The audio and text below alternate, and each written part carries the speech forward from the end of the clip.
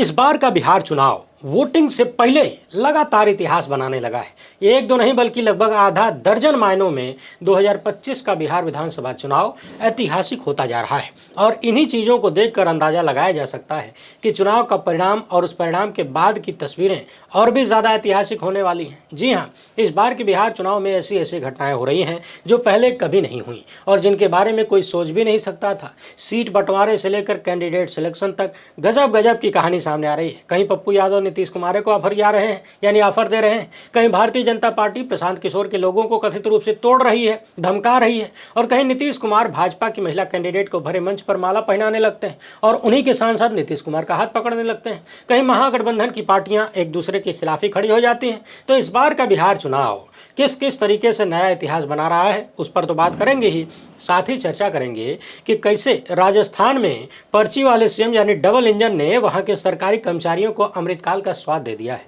यानी जोर का झटका धीरे से लगा है। उधर देश भर से दलितों के खिलाफ अत्याचार की अमानवीय घटनाएं सामने आ रही हैं और यूपी में एक भाजपा नेता जनता को उसकी औकात दिखा रहे हैं। इसी बीच केंचुआ ने एक लेटर भी जारी कर दिया है। लेटरवा को पढ़ने के बाद इतनी तगड़ी बात लिखी है कि मन खुश हो जाएगा। हालांकि ये तो सबको पता है कि खाली लिखा भर है, होना कुछ नहीं है। इन सभी मुद्दों पर एकदम तगड़ी वाली चर्चा करेंगे, मगर उससे पहले आप सभी से एक छोटी सी अपील है।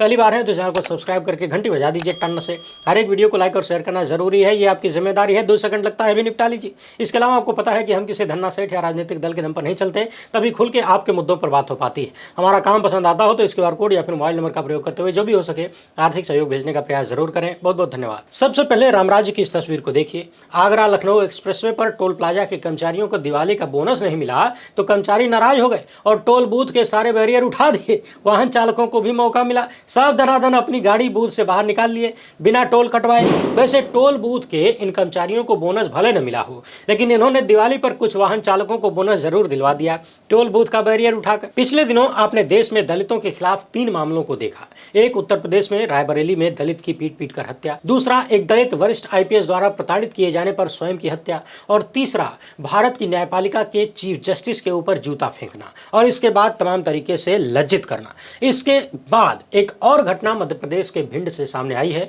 यहाँ एक दलित वर्ग के ड्राइवर के साथ मारपीट करने और उसे पेशाब पिलाने के आरोप लगे हैं। ड्राइवर ने बताया कि तीनों युवक उसे ग्वालियर से बंधक बनाकर भिंड लेकर आए, जमकर पीटा, जबरन शराब पिलाई, फिर पेशाब पीने पर मजबूर किया और इसके बाद छोड़कर भाग गए। यानी देश में अमृतकाल चल रहा है, मगर दलितों के खिलाफ अत्याचार के मामले अमृतकाल की गति से ही बढ़ते जा रहे हैं। दुनिया कहां से कहां पहुंच गई और हम लोग हैं कि दलितों, अल्पसंख्यकों और कमजोरों को टॉर्चर करने और सुसु पिलाने में ही व्यस्त हैं। चलिए कोई बात नहीं, हो सकता है विश्वगुरु बनने की सारी कृपा यहीं अटकी हो, सुसु पिलाने से ही हम विश्वगुरु बन जाएं। उधर राजस्थान में डबल इंजन अपना काम कर दिया है।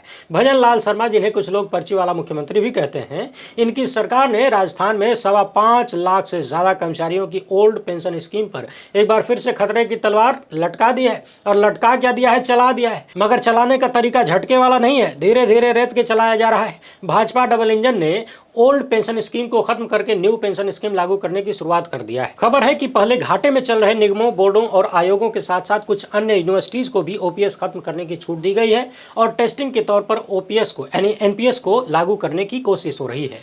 जहां कर्मचारियों की संख्या बेहद कम है, वहां पर इसे टेस्ट किया जा रहा है। इसी बात को लेकर विरोध भी शुरू हो गया है। अन्य कर्मचारियों को लग रहा है कि कहीं बाद में हमारा भी नंबर तो नहीं आएगा। वैसे इसमें लगने की और आशंका होने की कोई बात नहीं होनी चाहिए। ऐसे कार्यों की शुरुआत भाजपाई सरकारें वहां से करती हैं जहां कर्मचारियों की संख्या कम है, ताकि विरोध छोटे स्तर पर हो, आसानी से दबाया जा सके, निपटाया जा सके। बाकी नंबर सबका आएगा, इस बात की गारंटी है, क्योंकि राहत चचा कह के चले गए, लगेगी आग तो आएंगे घर कई जद में। और अमृतकाल में कई की जगह सभी जोड़ लीजिए, सभी जद में आएंगे, कोई बचेगा नहीं। अब यूपी में भाजपा विधायक और कैबिनेट मंत्री सोमेंद्र तोमर के करीबी सहयोगी को, जो कि भाजपा का छात्र नेता बताया जाता है, आप भी देख लीजिए, ये व्यक्ति मेरठ पुलिस के सामने किसी विवाद पर एक दूसरे व्यक्ति को घुटने के बल बैठकर जमीन पर माफी मांगने के लिए मजबूर कर रहा है, भद्दी भद्दी गालियां दे रहा है। यानी सत्ताधारी भाजपा के साथ रहने के बड़े फायदे हैं। आप पुलिस के सामने बड़े से बड़ा कांड कर लीजिए, पुलिस एकदम नपुंसक बन के खड़ी रहेगी, सांस तक नहीं लेंगे ये लोग। वहीं यदि कोई कमजोर मिल जाए, अल्पसंख्यक मिल जाए, गरीब मिल जाए तो छाती पे चढ़ के कूट देंगे। यही रामराज की पुलिस की हकीकत है, कानून व्यवस्था है कि भाजपाइयों, सत्ताधारियों के सामने पूरी तरह से सरेंडर, आम जनता के सामने बनते हैं धुरंधर। आइए, यूपी की बात हो गई, अब चलते हैं बिहार में। बिहार में इस बार का चुनाव कई मायनों में ऐतिहासिक। पहला तो यह कि इतिहास में पहली बार बिहार में चुनाव से पहले SIR चुनाव आयोग ने करवा लिया। ऐसी प्रक्रिया को अंजाम दिया जिसके तहत 68 लाख वोट काट दिए गए और 21 लाख जोड़ दिए गए और अब तक सैकड़ों सवाल अनुत्तरित हैं, जवाब देने वाला कोई नहीं है। घुसपैठिया के नाम पर इतना बड़ा कांड हो गया और जैसे ही घुसपैठियों की संख्या पूछ दी जाती है तो ज्ञानेश कुमार को हवाई जहाज याद आने लगता है और इतिहास में पहली बार सवाल पूछने पर केंचुआ हड़काने लगता है। किसी से हलफनामा मांगता है तो किसी के सवालों को गलत बताने लगता है। जिस वोटर लिस्ट में लाखों की संख्या में डुप्लीकेट वोटर के रूप में दर्ज हैं, करोड़ों में एड्रेस में उल्टे सीधे हैं, उस वोटर लिस्ट को एकदम शुद्ध बताया जा रहा है। जिस लिस्ट में मरे हुए लोग भी वोटर हैं वो एकदम शुद्ध है। तो आप बताइए, हुआ ना ऐतिहासिक? और सुनिए, कई दशक बाद बिहार में यह भी नजर आया है कि मुख्यमंत्री का चेहरा किसी को पता नहीं है, खासकर NDA के मुख्यमंत्री का चेहरा। अब तक बिहार में कहा जाता था, कम से कम पिछले 2 दशक से तो यही चल रहा था कि मुख्यमंत्री तो नीतीश कुमार होंगे, यानी ये तय था कि मुख्यमंत्री नीतीश कुमार ही बनेंगे, चाहे इधर से चाहे उधर से। मगर पहली बार चर्चा ये हो रही है कि मुख्यमंत्री तो नीतीश कुमार नहीं बनेंगे, चाहे इधर से चाहे उधर से। कहे कि भाजपा नेता अमित शाह ने खुलेआम कह दिया है कि चुनाव के बाद विधायक दल की मीटिंग में तय होगा कि मुख्यमंत्री कौन बनेगा। जहां तक बात महागठबंधन की है तो कम से कम RJD वाले खुलकर ये कहते हैं कि बड़ी पार्टी हम ही हैं, हम ही बड़ा बनकर आएंगे, हमारा ही चेहरा होगा। हालांकि महागठबंधन में भी चेहरे का ऐलान नहीं किया गया है। वैसे तरीका भी यही है, मुख्यमंत्री का कोई चुनाव थोड़ी ना होता है, ये काम बाद का है। वो अलग बात है कि अमृतकाल में बिना चेहरे के चुनाव कम हो गए हैं। अब चुनाव विधायक या सांसद का नहीं बल्कि CM और PM का होने लगा है। हालांकि भाजपा कई राज्यों में बिना चेहरे के चुनाव लड़ती है, मगर फिर भी विपक्षियों से सवाल पूछती है और साथ ही साथ विधायकों और सांसदों की हैसियत भी कम कर दी गई है। दैनिक भास्कर लिख रहा है कि बिहार में पहली बार ऐसा हुआ कि इंडिया और NDA का CM फेस नहीं है। और तो और महागठबंधन में खींचतान ऐसी है कि 243 सीटों पर 254 प्रत्याशी उतार दिए गए, यानी 12 जगह पर महागठबंधन आपस में भिड़ रहा है। हालांकि कुछ लोग ये भी कह रहे हैं कि इसके पीछे भी महागठबंधन की अपनी रणनीति है। क्या रणनीति है, ये सफल होगी कि असफल होगी, ये तो वक्त बताएगा। मगर फिलहाल इतिहास तो बनिए गया है। बिहार में नामांकन समाप्त हो चुका है। चुनाव आयोग के मुताबिक पहले फेज के चुनाव के लिए कुल 1314 उम्मीदवार मैदान में हैं। 300 से अधिक प्रत्याशियों का पर्चा खारिज हो चुका है। 61 प्रत्याशियों ने अपने नाम वापस ले लिए। 6 नवंबर को 121 सीटों पर और दूसरे फेज में 11 नवंबर को 122 सीटों पर वोटिंग होगी। हमने जो आंकड़ा दिया है वो पहले फेज का है। दूसरे फेज की वोटिंग के लिए 23 अक्टूबर तक चुनाव आयोग बताएगा कि कैंडिडेट्स की स्थिति क्या है। RJD ने 145, कांग्रेस ने 61, CPI-ML ने 20, CPI ने 9 और CPM ने 4 सीटों पर तथा VIP ने 15 सीटों पर प्रत्याशी उतारे हैं। साथ ही 12 कैंडिडेट एक दूसरे के खिलाफ भी महागठबंधन में उतरे हैं। उधर NDA में BJP JDU 101 सीटों पर लड़ रही है। चिराग पासवान की पार्टी 29 सीटों पर, हम और RLM 6 सीटों पर। उधर बिहार में मुख्यमंत्री नीतीश कुमार ने अधिकारी के सर पर गमला रखने, महिला को गलत तरीके से पकड़ने की कोशिश करने, राष्ट्रगान के समय उल्टी सीधे हरकतें करने के बाद एक नया कारनामा किया है। मुजफ्फरपुर में मंगलवार को BJP कैंडिडेट रमा निषाद के लिए चुनाव प्रचार करने के लिए पहुंचे थे।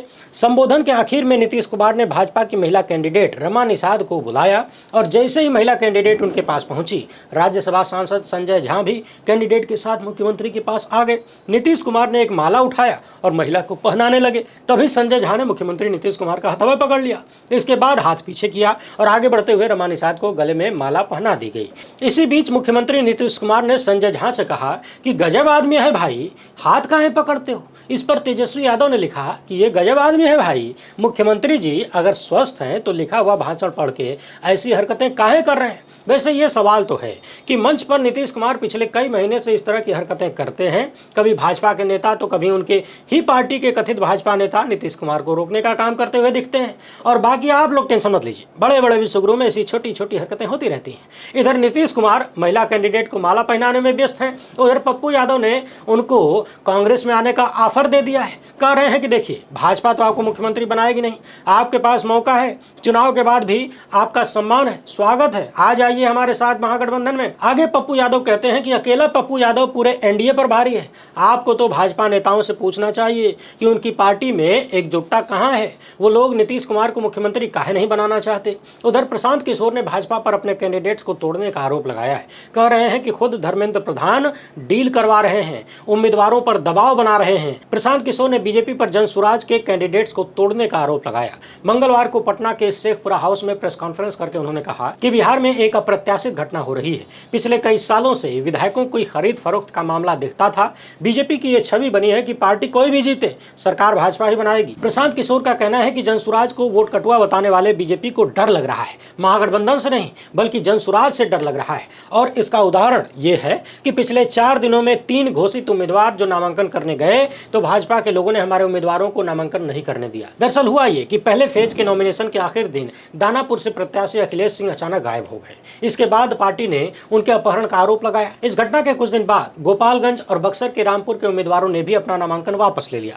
प्रशांत किशोर बता रहे हैं कि बक्सर से सत्य प्रकाश तिवारी जो कि ब्रह्मपुरा से चुनाव लड़ने वाले थे, लोजपा के बाहुबली नेता हुलास पांडे के खिलाफ जनसुराज ने इन्हें टिकट भी दिया। इन्होंने जोर शोर से प्रचार भी किया, लेकिन नॉमिनेशन के आखिरी दिन वो गायब हो गए। इसी तरह गोपालगंज के सबसे बड़े डॉक्टर शशि शेखर पांडे को जनसुराज ने उम्मीदवार बनाया और परसों रात में 8 बजे तक चुनाव प्रचार कर रहे थे। वो रात में 12 बजे के बाद भाजपा के एमएलसी हमारे कैंडिडेट के घर पहुंचे, दबाव बनाया नामांकन वापस लेने के लिए। यानी जनसुराज के कैंडिडेट्स को भाजपा के लोग डरा रहे हैं। इसी तरह दानापुर से जनसुराज के प्रत्याशी नामांकन के आखिरी दिन गायब हो गए। लेकिन आप लोग टेंशन मत लीजिए, यही सब तो अमृतकाल की निशानियां हैं। जब राजनीति जन सेवा छोड़कर पद, प्रतिष्ठा और धन कमाने का जरिया बन जाती है, देश को लूटने का जुगाड़ बन जाता है, तो ऐसे होता है। उधर चुनाव आयोग ने एक ये वाला लेटर जारी किया है और कहा है कि देखो भैया, सभी कैंडिडेट और पार्टी बिहार में 2 दिन वोटिंग होगी, 6 नवंबर और 11 नवंबर को। तो वोटिंग के दिन और वोटिंग से 1 दिन पहले सोच समझ के प्रचार वगैरह करना है।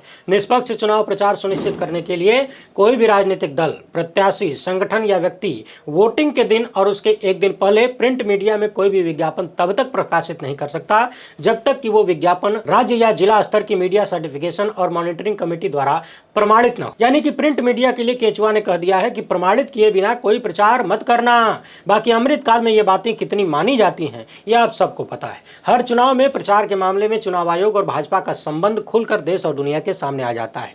एक तरफ वोटिंग होती है, दूसरी तरफ प्रधानमंत्री का रोड शो चलता है और पूरा का पूरा गोदी मीडिया उसको लाइव टेलीकास्ट करता है। बाकी केचुआ ने SIR में बहुत कुछ किया ही है, टेंशन नहीं लेने का, वीडियो को शेयर करने का।